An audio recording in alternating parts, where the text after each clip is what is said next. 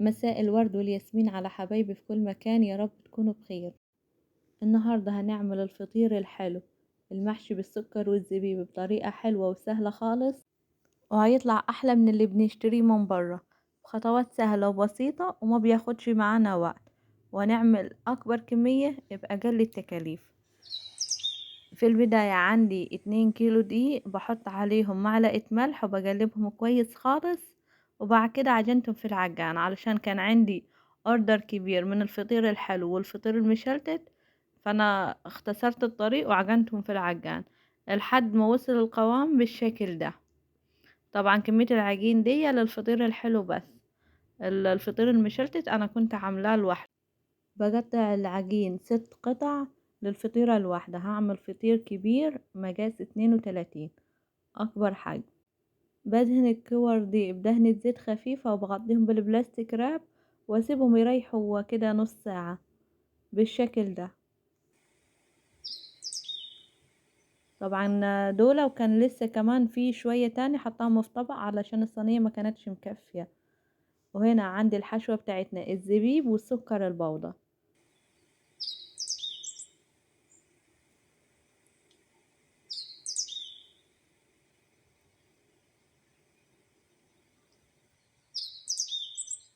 بعد ما عجنتنا ارتاحت في الفترة دي انا كنت عجنت الفطير المشلتت وجهزته في الصينية زي كده بالظبط. كان هنا الكور ارتاحت كويس خالص. هبدأ افرد اول كورة. هنا انا بستخدم سمنة عادية خالص، طبعا اللي عايز يستخدم زبدة، عايز يستخدم سمنة بلدي، اللي يريحكم يعني. هنا بفرد العجينة، يعني باخدها من جوه لبره، ولازم لازم اني انا افرد الاحرف بتاعة الفطيرة، علشان لو ما فردتهاش في البداية مش هتتفرد معايا بعدين بعد ما اشد فيها بالشكل ده. وبعدين دهنة خفيفة سمنة، برضو ما منكترش السمنة علشان لما اسويها في الفرن ما لاقيش الصينية مليانة سمنة من تحت، فاحنا نخلي السمنة برضو في المعجول، يعني ما تبقاش اوفر وفي نفس الوقت كمان ما نقللش عشان تكون مورقة وحلوة.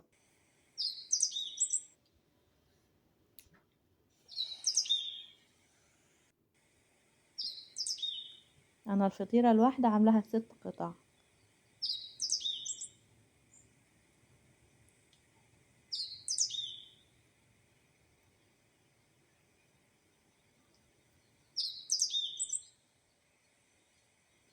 انا وبصور في الجزء ده من الفيديو التليفون فصل معايا، ففي اللحظة دي طبعا دهنتها شوية سمنة وحطيت القطعة اللي انا عملتها في البداية، وطبقت عليها التانية بالشكل ده. انا اساسا اتفاجأت بالتليفون ان هو ما كانش بيصور. المهم بعد ما عملت الفطيرتين على بعض، جبت معلقتين سكر بودر وبالمصفى كده وبرشهم رشة حلوة خالص خالص. طبعا الحشوات دي زي ما انتوا تحبوا، عايزينها سكر والزبيب زي ما انا عاملة بالشكل ده، انا طبعا عاملة على حسب الطلب يعني، اللي طلب مني. عايزين تحطوا سوداني، تحطوا اي نوع مكسرات، جوز الهند، اللي يريحكم واللي تفضلوه اعملوه بنفس الطريقة دي.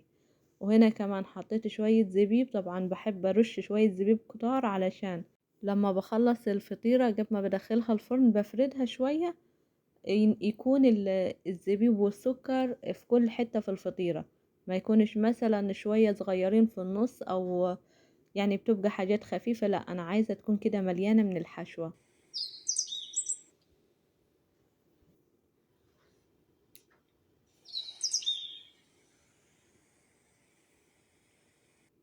بنضف السكر اللي نزل من الفطيرة، وبكمل فرد الباقي القطع يعني كالمعتاد.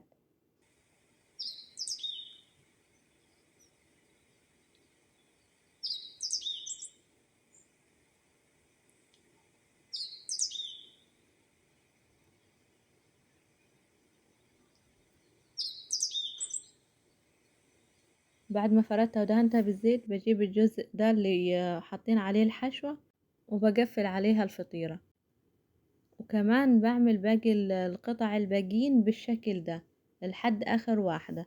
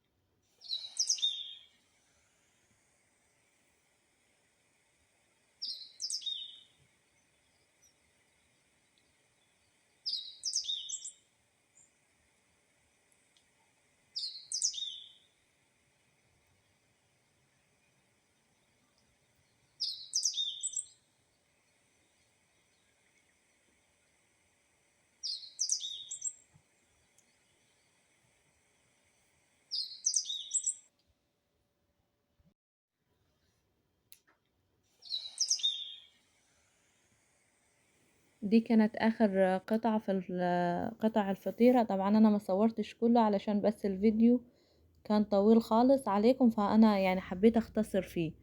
بس انا عملت الست قطع زي ما انتوا شفتوا بالشكل ده.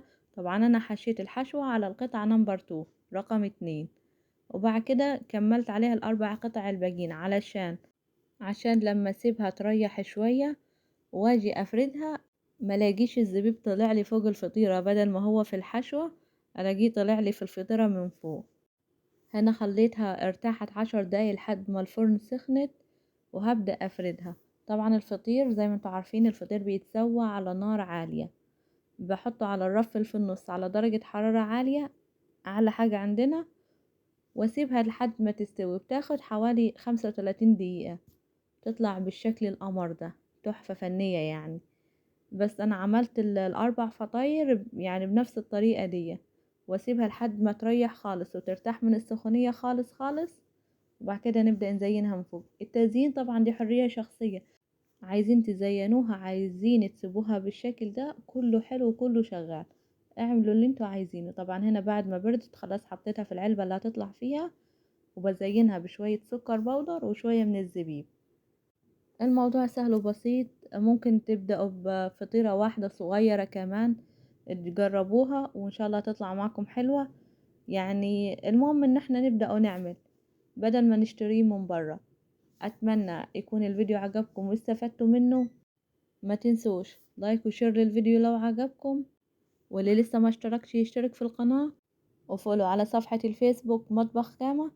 إن شاء الله أشوفكم على خير في فيديو جديد. See you. باي باي.